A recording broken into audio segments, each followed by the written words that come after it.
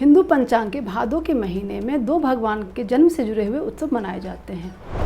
पहला उत्सव है जन्माष्टमी, जो कि भगवान कृष्ण के जन्म से जुड़ा हुआ है। वहीं दूसरा उत्सव है गणेश चतुर्थी, जो कि गणपति के जन्म से जुड़ा हुआ है। गणपति भगवान शिव और माँ पार्वती की दूसरी संतान थे।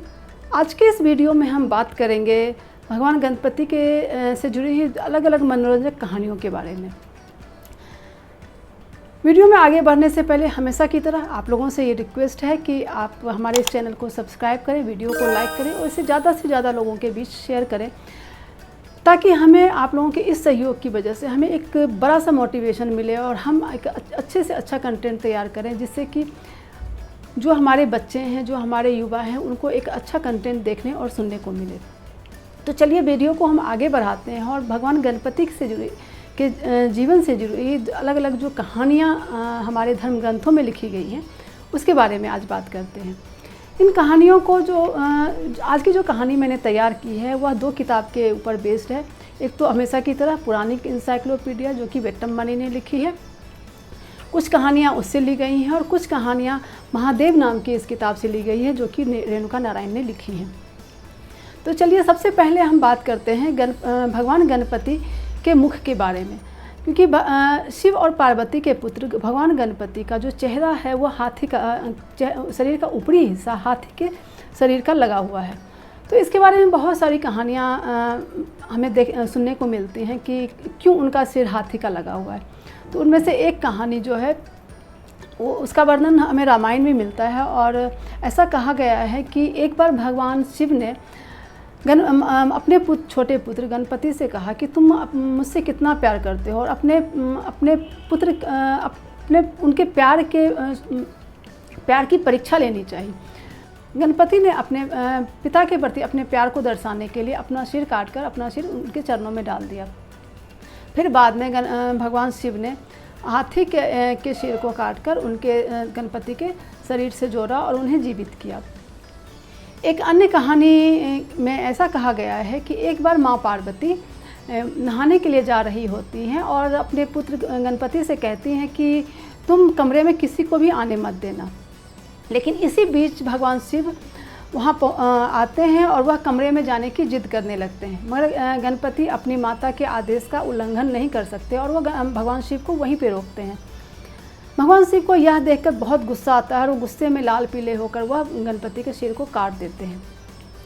जब उनका गुस्सा शांत होता है तो फिर वह एक हाथी का सिर काटकर गणपति के शरीर से उसे जोड़ते हैं और गणपति को जीवित करते हैं। तो यह थी गणपति के सिर से जुड़ी हुई कहानियाँ। और आगे हम बात करते हैं गणपति के दांत के बारे में, क्योंकि भगवान गणेश को एक दंत भी कहा जाता है, क्योंकि उनका एक दांत टूटा हुआ है। उनमें से एक कहानी ये है कि एक बार भगवान शिव गहरी निद्रा में सोने जा रहे होते हैं और वो अपने पुत्र गणेश से कहते हैं कि तुम कैलाश पर्वत पे सुरक्षा गार्ड के रूप में तैनात हो और तुम किसी को भी मेरे पास मत आने देना। भगवान शिव यह बोलकर चले जाते हैं अपनी गहरी निद्रा में और गणपति वहाँ पे द्वारपालक के रूप में वहाँ खड़े रहते हैं। इसी बीच परशुराम वहाँ पे आते हैं। परशुराम जो कि शिव के अनन्य भक्त थे और शिव ने अपना एक हथियार कुल्हाड़ी परशुराम को दिया था, जिससे कि परशुराम दैत्यों का नाश कर सके। जब काम पूरा हो जाता है तो परशुराम कैलाश पर्वत पे आते हैं शिव को उनका वह हथियार वापस करने के लिए, लेकिन गणपति परशुराम को शिव के पास नहीं जाने देते हैं, क्योंकि शिव का ऐसा आदेश होता है। परशुराम जो कि अपने गुस्से स्वभाव के लिए प्रसिद्ध थे, उनको बहुत गुस्सा आता है और वह गुस्से में जो उनके हाथ में जो कुल्हाड़ी होती है उसे वो फेंकते हैं। गणपति चाहते तो उस कुल्हाड़ी को आराम से रोक सकते थे, मगर उन्होंने उस कुल्हाड़ी को नहीं रोका और उस कुल्हाड़ी को अपनी तरफ आने दिया। उस कुल्हाड़ी के प्रभाव से, उस कुल्हाड़ी के लगने से उनका एक दांत टूट जाता है। ऐसा कहा गया है कहानियों में कि क्योंकि वह कुल्हाड़ी भगवान शिव से जुड़ा हुआ था, इसलिए गणपति उस कुल्हाड़ी को नहीं रोकते हैं अपने पिता के प्रति सम्मान को दर्शाने के लिए। तो इस प्रकार गणपति का एक दांत टूट जाता है और उन्हें एक दंत कहा जाता है। उनके दांत से जुड़ी एक और कहानी प्रसिद्ध है और वह कहानी है महाभारत की रचना से जुड़ी हुई है। कुरुक्षेत्र युद्ध के बाद वेद व्यास गहरी तपस्या में चले जाते हैं और उनके दिमाग में पूरी जो महाभारत की पूरा महाकाव्य था वह घूमने लगता है। वेद व्यास चाहते हैं उस महाकाव्य की रचना करना, मगर इसके लिए उन्हें एक ऐसे असिस्टेंट की ज़रूरत होती है जो वो डिक्टेशन दे उसे वह उसी तीव्रता के साथ लिख सके। मगर पृथ्वी पे ऐसा कोई नहीं था जो कि वेद व्यास जो भी बोले उसी तीव्रता के साथ वह उसकी रचना कर पाए। ऐसा कोई व्यक्ति पृथ्वी पे नहीं था। तो वेद व्यास ब्रह्मा जी के पास जाते हैं और अपनी जो उनकी इच्छा होती है उनके सामने रखते हैं और बोलते हैं कि मुझे कोई एक ऐसे व्यक्ति का नाम बताइए जो कि मैं जो भी महाभारत की रचना के बारे में रचना जब मैं करना चाहूँ और मैं जो उसके जो भी शब्द है वो बोलूँ वो उसी तीव्रता के साथ लिखता जाए। ब्रह्मा जी बोलते हैं कि ऐसा तो एक ही व्यक्ति है जो कि इस कार्य को कर सकता है और वो व्यक्ति है गणेश।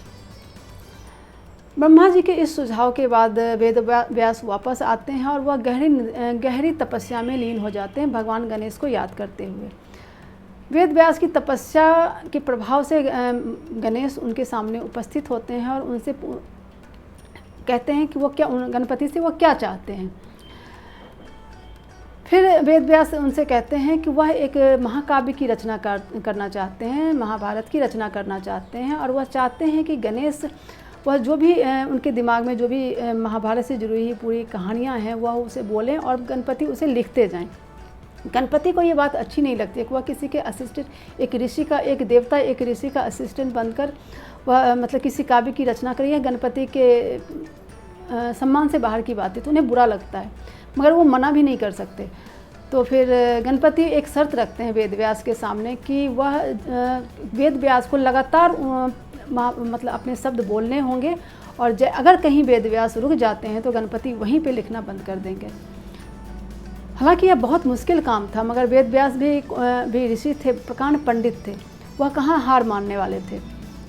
उन्होंने गणपति के इस उनका जो यह शर्त था उसको उन्होंने मान लिया और लेकिन उन्होंने भी एक शर्त रखा कि गणपति ऐसा कोई भी शब्द नहीं लिखेंगे जिसे वह समझेंगे नहीं, यानी कि हर शब्द को समझने के बाद ही वह उसकी रचना करेंगे।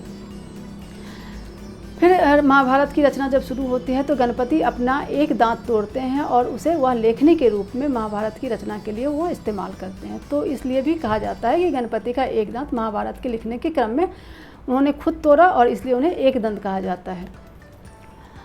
अब आगे जब महाभारत की रचना शुरू होती है तो वेद व्यास जानबूझकर कई ऐसे शब्दों का इस्तेमाल करते हैं, कई ऐसे पंक्तियों का इस्तेमाल करते हैं जिसका अर्थ समझना बहुत ही मुश्किल होता है और इसे समझने के लिए गणपति को काफ़ी रुकना पड़ता है और इस प्रकार महाभारत की रचना जो है बड़े ही स्मूथली तरीके से हो जाती है। तो यह थी महाभारत के रचयिता के रूप में गणपति की कहानी। और आगे हम एक और कहानी आप लोगों को मैं बताना चाह रही हूँ, वो है गणपति के विवाह से जुड़ी हुई कहानी। भगवान शिव और माँ पार्वती अपने दोनों पुत्रों की शादी करना चाहती हैं, लेकिन किसकी शादी पहले हो यह एक बड़ा ही मतलब निर्णय लेना यह काफ़ी कठिन था। तब दोनों ही पति पत्नी शिव और पार्वती अपने दोनों पुत्र कार्तिकेय और गणपति के सामने एक शर्त रखते हैं कि जो भी पूरे ब्रह्मांड का चक्कर लगाकर सबसे पहले उनके सामने उपस्थित होगा उसकी शादी पहले होगी। कार्तिकेय अपने वाहन मोर के साथ उड़ते हैं और पूरे ब्रह्मांड का चक्कर लगाने लगते हैं। गणपति जिनका वाहन चूहा होता है वो उसकी गति बहुत ही धीमी होती है, तो गणपति को लगता है कि इतनी कम धीमी गति के साथ वह कार्तिकेय का मुकाबला नहीं कर सकते। तो गणपति क्या करते हैं कि वह चूहे पे बैठते हैं और अपने माता पिता के चारों तरफ घूमकर वहाँ उनके सामने उपस्थित हो जाते हैं। जब माँ पार्वती और भगवान शिव उनसे पूछते हैं कि तुमने ऐसा क्यों किया, तो उन्होंने बड़े ही प्यार से कहा कि मेरा ब्रह्मांड तो मेरे माता पिता के चरणों में है, तो इसलिए मैंने आपकी परिक्रमा कर लिया और आपके सामने मेरी जो परिक्रमा ब्रह्मांड की परिक्रमा है वो आपकी परिक्रमा करने के बाद पूर्ण हो जाती है। शिव और पार्वती उनके इस जवाब से बहुत खुश होते हैं और उन्होंने उनका विवाह रिद्धि और सिद्धि नाम की 2 कन्याओं के साथ कर दिया। तो ये उनके विवाह से जुड़ी कहानियाँ थी। फिर जब जैसे ही कार्तिकेय आते हैं और उन्हें जब पता चलता है ये चीज़ें, तो वो अपने आप को ठगा हुआ महसूस करते हैं। खैर जो भी हो, फिर आगे हम गणपति के एक नाम के बारे में आपसे जुड़ी हुई एक जो कहानी है वो ये है कि गणपति को विघ्नहर्ता कहा जाता है। और ऐसा माना जाता है कि हमारे जीवन की कोई भी कठिनाई, कोई भी जो संकट होता है, अगर हम गणपति की पूजा करते हैं तो वह दूर हो जाता है।